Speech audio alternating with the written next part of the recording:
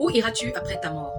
T'es-tu déjà posé cette question? La Bible déclare qu'il est réservé à l'homme de mourir une seule fois, après quoi vient le jugement. Chacun de nous rendra compte de toutes ses actions posées sur cette terre lors de son vivant. Romains 2, le verset 16, la Bible déclare: c'est ce qui paraîtra au jour où, selon mon évangile, Dieu jugera par Jésus-Christ les actions secrètes des hommes. Quelle réponse donneras-tu à Jésus-Christ concernant la vie que tu mènes en ce moment, concernant la vie que tu mènes aujourd'hui, l'impudicité dans laquelle tu es, le mensonge, le vol, l'adultère, le péché dans lequel tu nages aujourd'hui, le péché que tu justifies aujourd'hui? Que diras-tu à Jésus? Quelle réponse donneras-tu à Jésus lorsqu'il te dira: qu'as-tu fait de la vie que je t'ai donnée?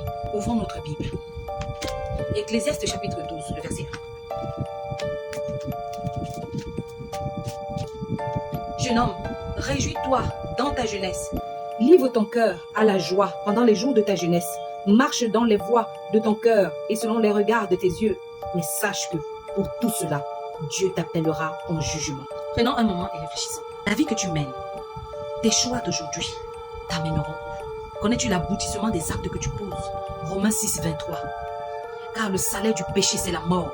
Mais le don gratuit de Dieu, c'est la vie éternelle en Jésus-Christ notre Seigneur. Tu peux encore changer de vie. Tu peux encore changer de choix. Tu peux encore changer de direction. Jésus-Christ t'aime.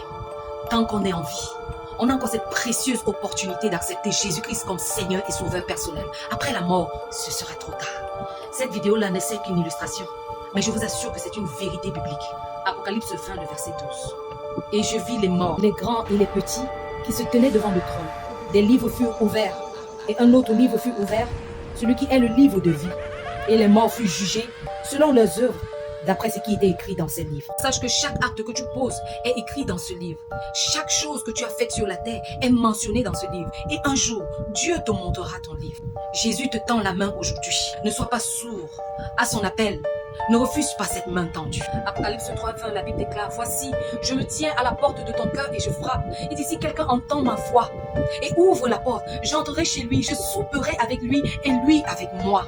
Si tu entends la voix du Seigneur au travers de ce message que je partage avec toi, n'endurcis pas ton cœur. Viens à lui. Abandonne le mauvais chemin. Abandonne cette mauvaise voie. Le diable est un menteur. Il te séduit parce qu'il sait que la finalité, c'est la tourmente éternelle. Mais Jésus te réserve une vie bienheureuse. Une vie éternellement heureuse avec lui pour toujours. L'enfer n'a pas été créé pour l'homme. L'enfer a été créé pour ce menteur, pour ce séducteur qui veut t'emmener avec lui parce qu'il sait que sa fin, c'est la tourmente éternelle. Et toi, mon frère, ma soeur, toi qui as décidé de croire au Seigneur Jésus, lui donner ta vie et de vivre dans une vie de droiture, une vie de sainteté, une vie qui plaît à ton Seigneur, sois béni. Il y a une récompense au bout de tes efforts. Enfant de Dieu, sois fortifié dans ta marche chrétienne. Persévère. Apocalypse 3, 21, c'est pour toi. Celui qui vaincra, je le ferai asseoir avec moi sur mon trône, comme moi j'ai vaincu et je me suis assis avec mon Père sur son trône. Que celui qui a des oreilles entende ce que l'Esprit dit aux églises. Amen. Bien-aimé, n'abandonne pas parce que plusieurs abandonnent autour de toi. Le salut est personnel. Attache-toi à Jésus malgré les pressions et les mensonges de ce monde. Parce qu'un jour, tu arriveras dans la maison de ton maître et tu l'entendras dire: c'est bien, bon et fidèle serviteur. Tu as été fidèle en peu de choses. Je te confierai beaucoup. Entre dans la joie de ton maître. Ne dis jamais: j'ai tout le temps. Je suis encore jeune. J'ai toute la vie devant moi. Le monde actuel nous montre que nous n'avons pas tout le temps. Beaucoup de tout âge retournent vers leur Créateur.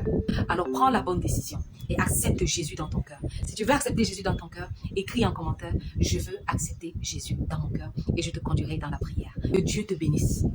Amen.